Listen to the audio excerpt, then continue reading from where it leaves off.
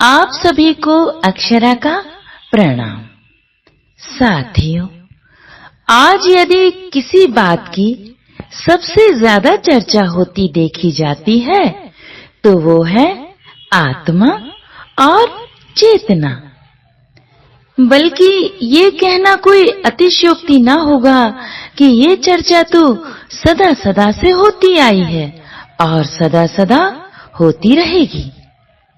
परंतु आत्मा और चेतना को लेकर बहुत तरह की गलत धारणाएं फैली हैं, जिनमें कुछ तो बहुत ही ज्यादा हास्यास्पद हैं। जैसे आत्मा की शांति, जैसे आत्मा एक शरीर से दूसरे शरीर में यात्रा करती है, आदि आदि। आज मैं आप सभी के सामने आत्मा और चेतना के बारीक अंतर को लेकर प्रस्तुत हो रही हूं। साथियों, आज जब हम चेतना और आत्मा की बात करते हैं तो मौलिक रूप से उनमें कोई भेद नहीं होता, और बारीकी से देखें तो भेद है भी नहीं। क्यों? क्योंकि सूर्य की किरणें सूर्य से अलग नहीं हो सकती। किरणें सूर्य ही हैं। बादल में तैरती बूंदें समुद्र ही हैं। वैसे ही चेतना आत्मा से अलग नहीं है।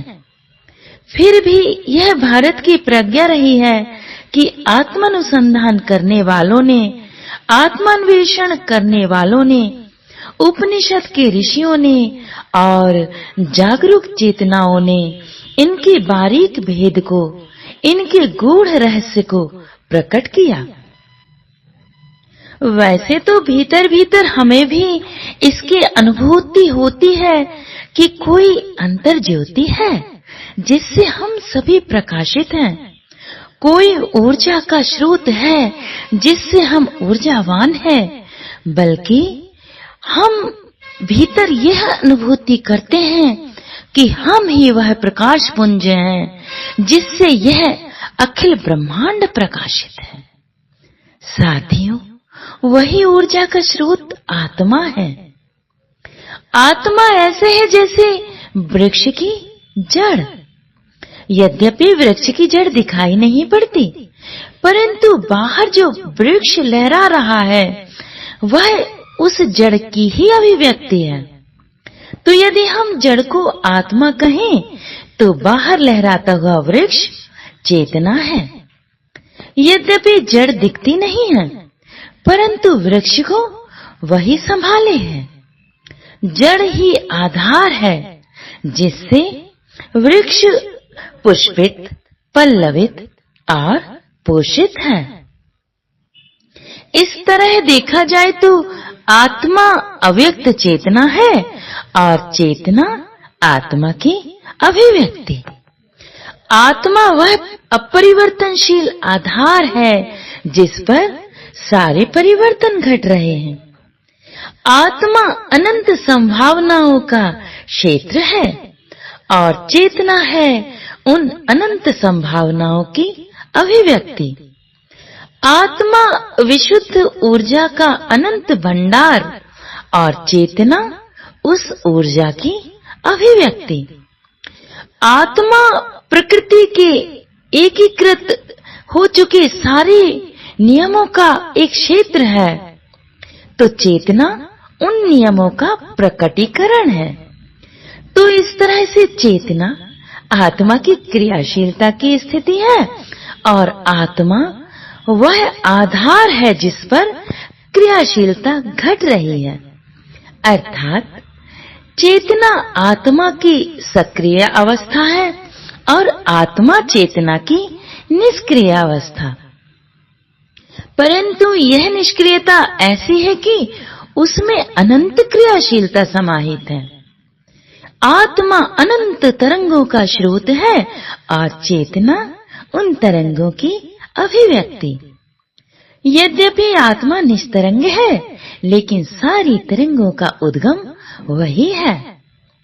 जिस तरह जब हम एक तीर को पीछे की ओर खींचते हैं तो उसमें स्थितिज ऊर्जा संचित हो जाती है और तीर छोड़ने पर वही ऊर्जा गतिज ऊर्जा में परिवर्तित हो जाती है। ठीक वैसे ही आत्मा स्थितिज ऊर्जा का स्रोत है और चेतना उस स्थितिज ऊर्जा की गतिज ऊर्जा में अभिव्यक्ति है। साथियों, वैसे ही चेतना आत्मा की व्यक्त और सक्रिय अवस्था है। आत्मा अनंत ऊर्जा का स्रोत है और चेतना उस अनंत ऊर्जा से मुक्त हो गई ऊर्जा है। आत्मा यदि सोना है तो चेतना उस सोने से बने हुए आभूषण। आत्मा यदि सूर्य है तो चेतना उसकी किरणें हैं। जैसे राधा और कृष्ण, जैसे शिव और शक्ति, जैसे प्रकृति और पुरुष, ऐसी है आत्मा और चेतना।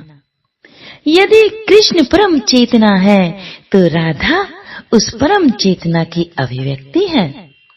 यदि शिव अनंत अचल आधार है तो शक्ति है शिव की चेतन शक्ति का प्रवाह। यदि शिवत्व आत्मा है तो जटाओं से बहती हुई गंगा चेतना है। यदि चेतना फूल है तो आत्मा है उस फूल में बसी हुई सुगंध। चेतना यदि मुक्त हुई ऊर्जा है तो आत्मा है मुक्त चेतना। आत्मा और चेतना तो ऐसे हैं जैसे नील गगन, जैसे आकाश और उसका रंग। निष्कर्षतः हम कह सकते हैं कि स्रोत की ओर लौटती हुई चेतना ही आत्मा है और आत्मा की अभिव्यक्ति ही चेतना है।